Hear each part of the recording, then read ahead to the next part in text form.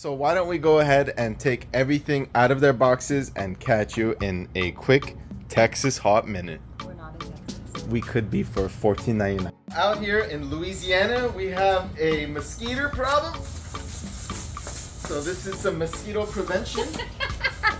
This stuff is terrible for your health. But... Well. Look at what the cat dragged in. How stoked are you for this one? So stoked. I've been waiting months for this install. Can you take a guess what we're about to do, ladies and gentlemen? Bum bum bum. We got all our goods here. We got our tool cart. We got our jack stand, air tools. We got lots and lots of tools, and we are about to install the best lift kit that you could ever possibly install on a Jeep Wrangler TJ. The one and only metal cloak. Now, if you guys are new to our channel, that is our LJ. We are so excited. This is the first build episode.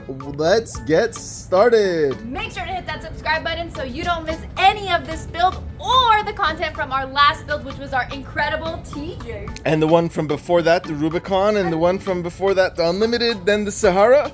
And send it home, ladies and gentlemen. Let's get started. I mean, just look at all of the goods that have come with this kit. As always, we are going to take you step by step as Ollie manages our Instagram over there. We're going to take you step by step and install this lift kit.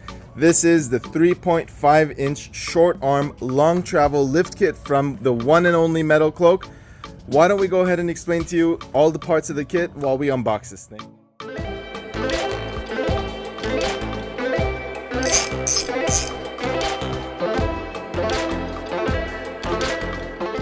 Here is how sad it looks on the stock lift. And look at those Canadi 35 mud tires just begging to go onto this Jeep. There are so many things that set apart the metal cloak lift kit from the rest. The first is the dual rated coils. There is the articulation advantage with their coils without giving up the quality of the ride. Second, all of the components in the lift kit come with Kevlar bushings, which is the best quality bushings that you can get on a lift. I mean, they take a bullet for you, I guess. That's what they have in the bulletproof vests. Oh, okay. So, you know, if you're gonna get yourself into some nasty business. I hope you're No. not. Okay, what else? What else does the kid have? Stop! That was so good. That was so cute of you. Stop! This kit is complete with front, upper, and lower control arms, rear control arms, upper and lower, Front and rear track bars, brake line extenders, which really tells me that this kit allows you to articulate way more than any other kit. You gotta love a company that gives you extended brake lines with their lift kit. That just means they are talking business. Now, this company also offers lifetime customer service, which is amazing. Now, all of these parts are made in the USA. I love to support American companies. and if you want the link to any of the products you're gonna see in stock, just check the description. So why don't we go ahead and take everything out of their boxes and catch you in a quick Texas hot minute. We're not in Texas. We could be for $14.99. Out here in Louisiana, we have a mosquito problem. So this is some mosquito prevention. This stuff is terrible for your health, but We'll shower after, no just problem. take a look at all those mosquito bites. Skeeters. Get it in. Let's do it. Our neighbors for sure think we're crazy. We're for sure crazy a little bit. Did what on purpose, Greg? I'm part of House Targaryen. I've never seen a lift kit come with so many boxes and components. Have you? I have not. I think this is one of the track bars. About to accumulate some trash. One part I love about these installs is getting these decals and adding it to our collection. Let's add it in. How about how much we're procrastinating this lift? Get out of here. Greg just got off of a 24, so he's a little tired. Wow, that is a cool decal. I'm due one more. Let's do one more. Make it official. Oh, that's sick. Sick. Wow, that is so cool. We are making some serious trash. Yeah, we are. But look at these components. We still have one major box to get through, but take a look.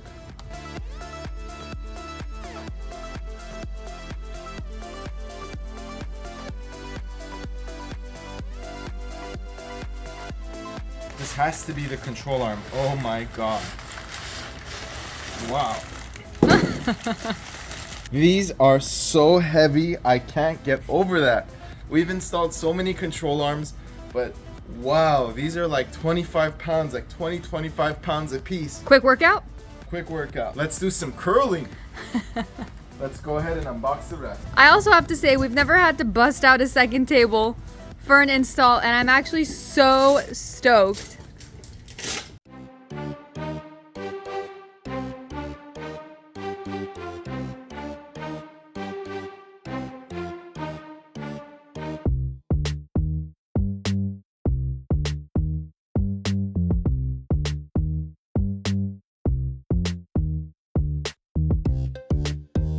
What you doing?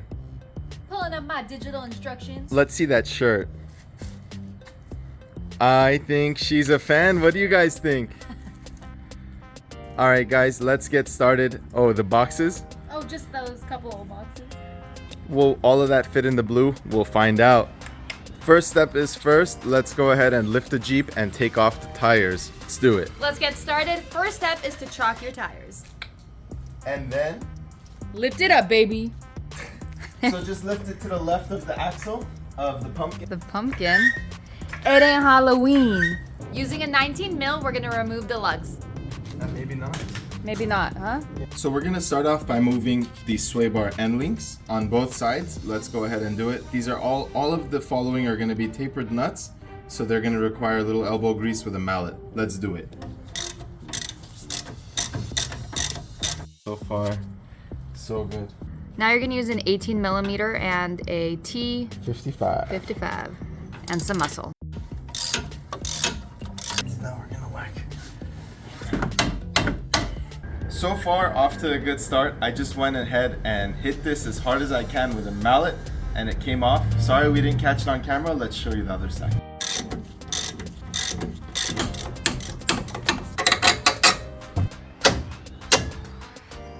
Nice. So let's go ahead and remove this drag link from the pitman arm. You're gonna go ahead and loosen this cotter pin here, and you can just go ahead and use pliers. These are pretty rusty. If you guys watched the first episode, this Jeep lived on the East Coast for just a couple of years when the original owner went out to college out there for 4 years. So as you could tell, it's acquired quite a bit of rust. All right, now we're gonna remove that 19 millimeter castle nut. And there it is. So we're gonna use a ball joint separator to remove this drag link from the pitman arm. These are really cheap online. I will go ahead and drop the link for the one we use. So we're gonna just go ahead and tighten. And just make sure you're wearing safety glasses as you're doing this. Clear? Clear. All right, here we go, ladies and gentlemen. That is a much faster way to do it, guys. Now, Dobie, we're out, buddy. We're out of here. let's go ahead and remove. We're gonna now remove the track bar. So let's go ahead. There's a cautery pin for there too. Let's start on this side, on the frame side, boys. And ladies, Cautery pin is out. Now let's go ahead and remove that castle nut. It's gonna pop again.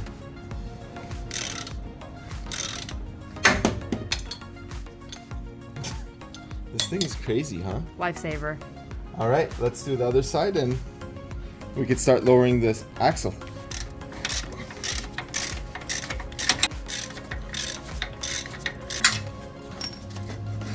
All right.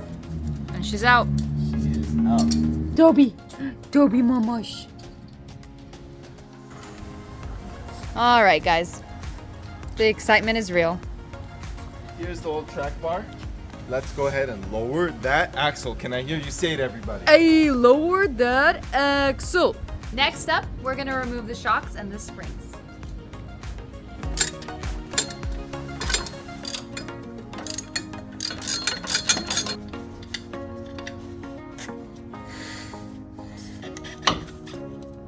Wow.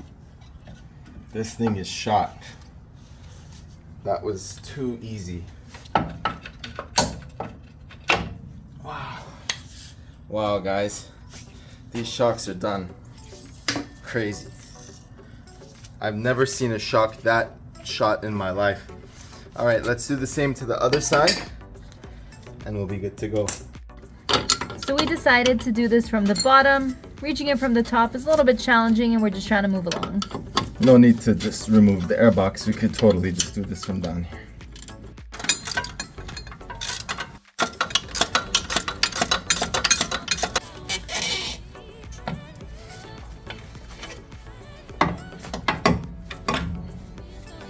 Wow, just this shot. This is just as bad as the other one. Now we are ready to droop the axle. Let's go ahead and jack the Jeep up, remove those jack stands, and let the axle droop. Droop, droop, droop, droop, droop.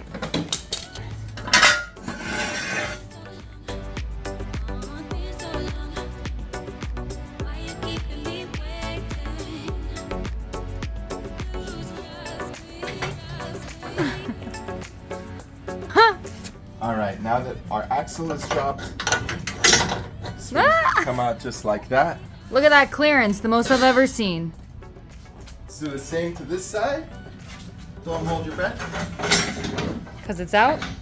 Remember when we had to compress the springs to do this? I do remember. Man, we've come a long way, guys. Did I also grab some spring compressors or what? Well, we need them to put those.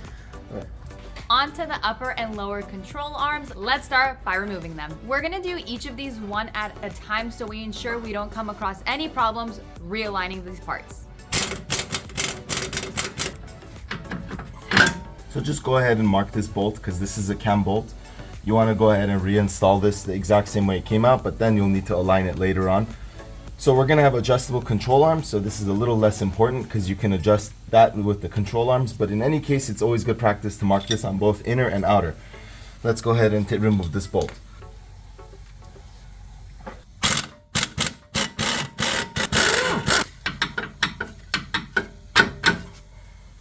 So now that we removed the control arm bolts, it looks like it's in good shape, but there's a little bit of surface rust on this bolt. As you know, this Jeep spent 4 years of its life on the East Coast, with the other 15 or so years of its life on the West Coast without any snow or salt. So I'm gonna just use a product called Evapor Rust. You can find this on our Amazon store. And I'm gonna just let any hardware that looks rusty sit in this mixture here. And this will remove that surface rust. Now why don't we continue? Out with the old. As always, these bushings are always so shot. So let's go ahead and grab the new hardware and adjust it to spec based on what Metal Cloak recommends for this lift kit. So just to show you the difference between the two control arms, there's a massive difference. Now these have the Kevlar reinforced bushings, which allow for extreme and maximum articulation. They are so much heavier and they are not hollow, they are cylindrical so that they could take a beating. This is like the gold standard for control arms for any lift kit that you could ever want to install. So we are so excited, and also they are single adjustable, which is plenty for us and allows you to extend or retract it to any given length to give you the ideal alignment for your Jeep. Now I think we're gonna just do that upper control arm really quickly and then toss the spring in while we can. Let's show you. There's way more access right now, so we are gonna go for it. So the kit comes with an adjustable bump stop extension kit. We're only going to use 1 inch out of the 4 that they've included because we plan on having high clearance fenders. Now the instructions tell you exactly what size to use based on what fenders you have and what lift kit you're installing. So let's go ahead and do that now. So we're going to go ahead and install the lower bump stop on the lower spring bump cup. So to do this, you're going to use a 27 by 64 drill bit, cobalt if you have, and then we're going to go ahead and tap it at the end with an M13 by 1/2 inch tap. Now, a tap set isn't something that most people have in their homes, but if you don't have your own set, check out this one on Amazon. It's like 25 bucks. So now go ahead and center your washer and give it a couple center punches.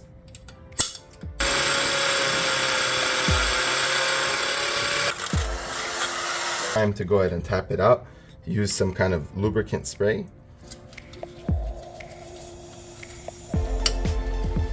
Now we're gonna remove the upper control arms.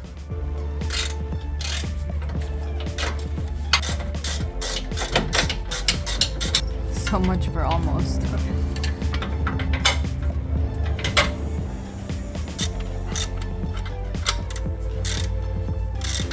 We are gonna use the recommended length, which is 15 inches. From eye to eye. So it's currently at 15 and a half. 15 and 2/16. Grab your wrench.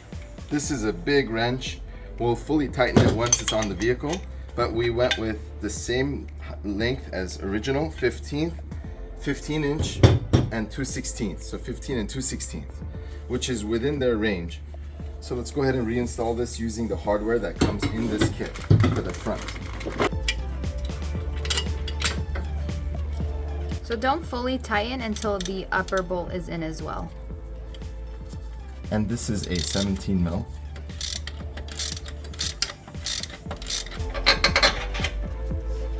You are reusing the original flag nut.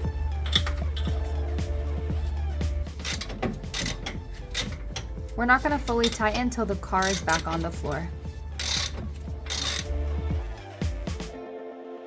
3/16 less than 16. So rinse and repeat and do your measurements.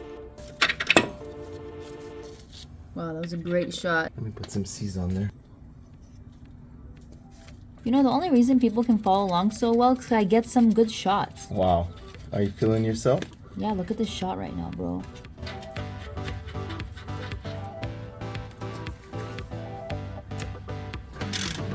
Don't fully tighten. Next is the spring, and we're going to be using spring compressors to get it in place. These are huge, these springs.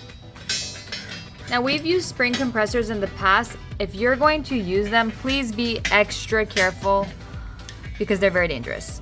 They can be dangerous. They can be dangerous. Make sure you don't point them in your direction.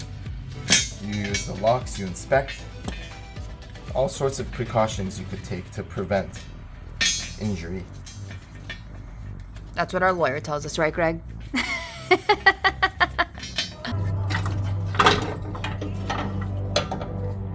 Not bad, not bad. Now we're gonna remove the clamps.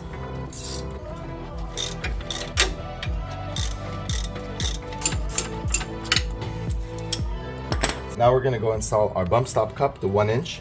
So just go ahead and put it through the spring. It comes with a bunch of different bolt sizes, but we went ahead with the one that's meant for the 1 inch. And now we're just gonna tighten that into position using one of these Allen tools. And as you recall, we had already threaded the hole.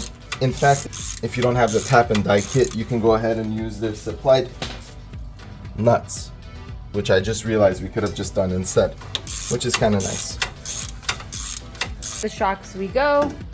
Go ahead and just use some anti-seize to say, so the next person could say thank you, because these bolts can sometimes they could rust out. So we're gonna put some anti-seize. We're gonna drop these in here. These are 13 millimeter bolts.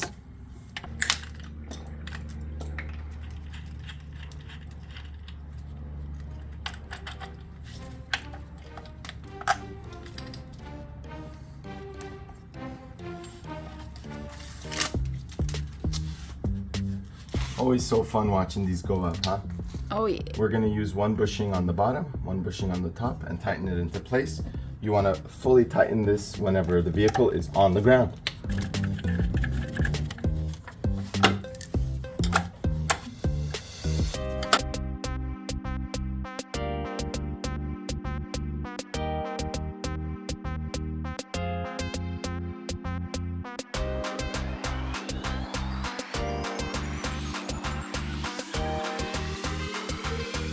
Just wrapped up the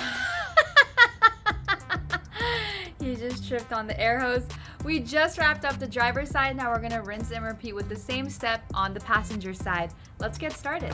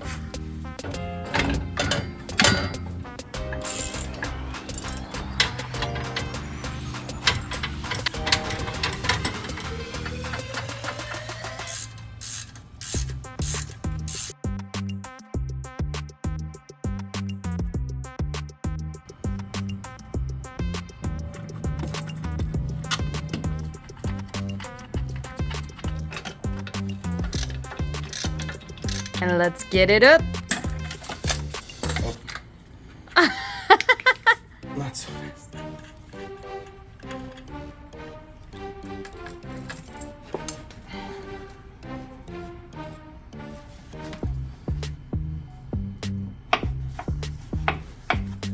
Time to put everything back into position.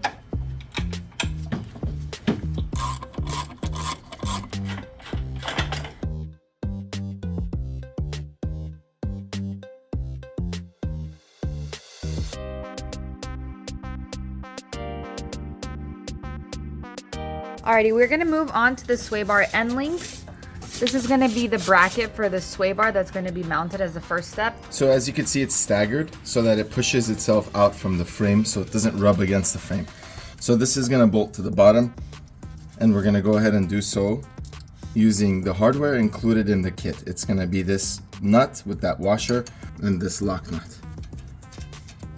Let's go ahead and tighten that down. So now we're going to install the end link for the sway bar.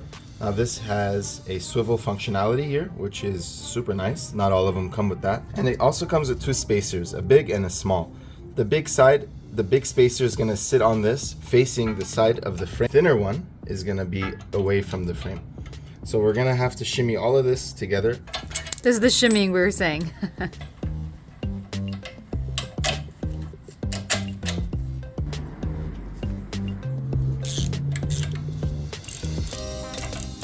Go ahead and do the same motion to the passenger side as well.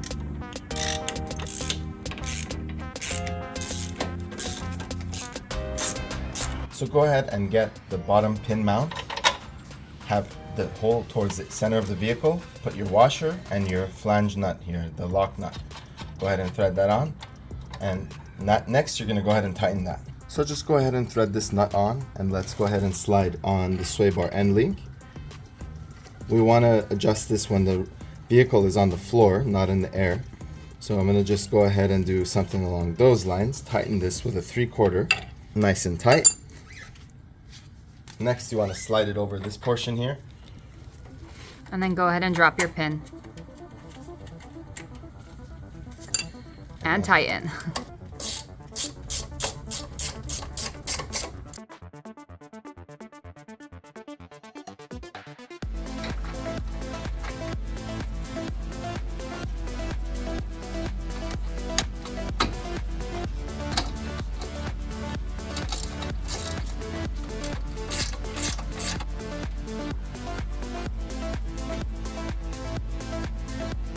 So these brackets here are included with the kit, and these are designed to be drilled into your frame so that whenever you disconnect your sway bar, you're able to attach it to this right here, and you have disconnected sway bars. Now we're not going to install this. It is really easy to install. You just drill 2 holes, you tap it with this thread set over here, and then you have these in your frame. There's no exact position to put these in, but if you plan on keeping the sway bar kit, I recommend installing these. Now the reason we're not installing these is because we have an anti-sway bar system that is ready to get installed, so I don't want to drill into the frame when I'm replacing our sway bars. Next up, the front track bar, and then we're all done. We're going to quickly align the front end after we install the track bar, just so that when we place it on the ground, you know, we can go ahead and tighten all the bolts and we'll be done with the front. Next week you'll watch us install the rear, but why don't we go ahead and do the front right now? Alright, let's drill out the passenger side track bar mount. This is a 14mm drill bit. If you don't have a 14, you could use a 9/16. This is not a common size. I'd recommend getting the Cobalt ones. I will post a link in the description. We bought ours from Amazon. Let's just make sure it fits. Nice and snug. Smooth as pie. Using the same Cobalt tip, this one is a 5/8.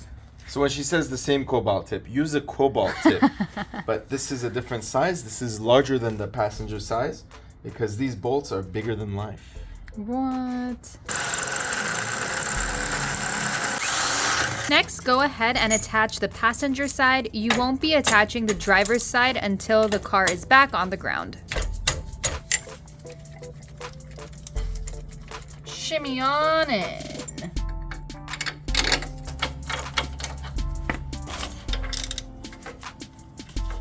Next, reattach your drag link to your pitman arm. And tighten your castle nut. So we're the king of the castle, huh? This is a tapered nut. So just go ahead and torque it down a good amount, and then don't forget about your cautery pin.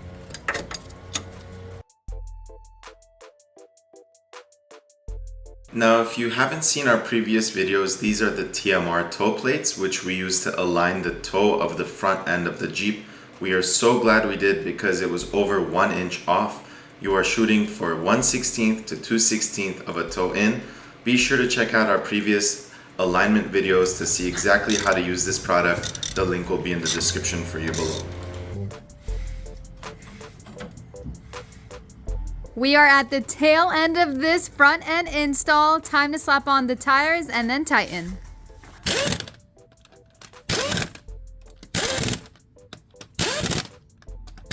Now we can lower it and install the rest of the track bar. The rest of the track bar. The rest, we have one side left. We can connect the track bar to the driver's side mount so that the tires are square under the vehicle and we'll be good to go. Let's work on, you know? And also just don't forget to tighten all of those bolts. We left them all loose underneath.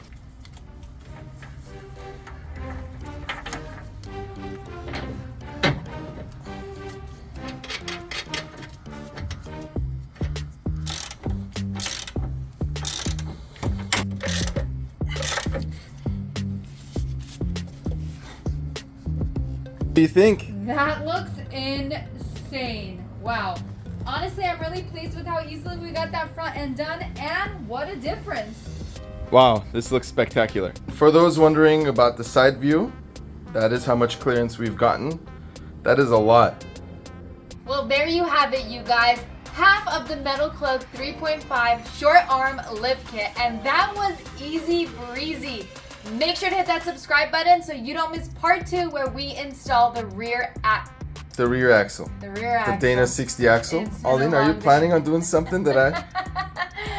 The rear portion of this lift kit, you guys. Thank you for coming along for the ride, and make sure to hit that subscribe button.